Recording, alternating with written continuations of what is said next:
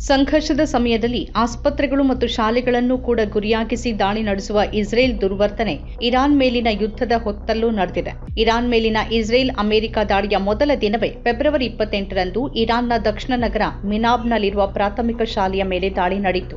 ಶಾಜರಾ ತೈಹೆಬೆಕ್ ಬಾಲಕಿಯರ ಪ್ರಾಥಮಿಕ ಶಾಲೆಯ ಮೇಲೆ ತರಗತಿಗಳು ನಡೆಯುತ್ತಿದ್ದಾಗಲೇ ದಾಳಿ ನಡೆದ ಪರಿಣಾಮ 165 ಮಕ್ಕಳು ಸಾವನ್ನಪ್ಪಿದ್ರು.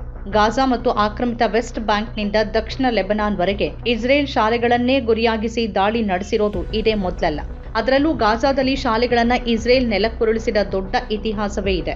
2023ರ ಅಂತ್ಯದ ನಂತರ ಮೇ 2025ರವರೆಗಿನ ತೀವ್ರ ದಾಳಿಯಲ್ಲಿ ಗಾಜಾದ ಅಂದಾಜು 95% ಶಾಲಾ ಕಟ್ಟಡಗಳು ಹಾನಿಗೊಳಗಾದವು ಅಥವಾ ನಾಶವಾದವು.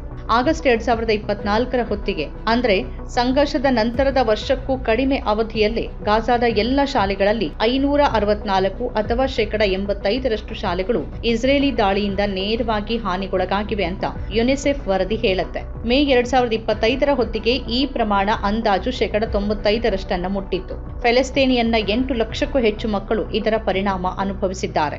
ಎಷ್ಟೋ ಮಕ್ಕಳು ಸಾವು ನೋವಿಗೂ ತುತ್ತಾಗಿದ್ದಾರೆ. ಎಷ್ಟೋ ಮಕ್ಕಳ ಶೈಕ್ಷಣಿಕ ಭವಿಷ್ಯವೇ ನಾಶವಾಗಿದೆ. ದಕ್ಷಿಣ ಲೆಬನಾನ್ನಲ್ಲಿ 2023ರ ಅಕ್ಟೋಬರ್ನಿಂದ 100ಕ್ಕೂ ಹೆಚ್ಚು ಶಾಲೆಗಳನ್ನ ಇಸ್ರೇಲ್ ಧ್ವಂಸಗೊಳಿಸಿದೆ. ಗಾಜಾ ಮೇಲಿನ ಯುದ್ಧ ಸೇರಿದಂತೆ ವಿವಿಧ ಸಂಘರ್ಷಗಳಲ್ಲಿ ಶಾಲೆಗಳು ಮತ್ತು ಶಿಕ್ಷಣ ಸಂಸ್ಥೆಗಳ ಮೇಲೆ ದಾಳಿಗಳು ಸಂಭವಿಸಿವೆ. ಶಾಲೆಗಳನ್ನ ಗುರಿಯಾಗಿಸುವುದು ಅಂತಾರಾಷ್ಟ್ರೀಯ ಮಾನವೀಯ ಕಾನೂನಿನ ಉಲ್ಲಂಘನೆಯಾಗಿದೆ. ಶಾಲೆಗಳ ಮೇಲಿನ ದಾಳಿಗಳು ವ್ಯಾಪಕ ಅಂತಾರಾಷ್ಟ್ರೀಯ ಖಂಡನೆಗೆ ಕಾರಣವಾಗಿದೆ. ಆದರೆ ಅಂತಿಮವಾಗಿ ಅವೆಲ್ಲವೂ ತೋರಿಕೆಯ ಕ್ರಮಗಳಂತೆ ಮಾತ್ರ ಕಂಡಿರುವುದು ನಿಜ.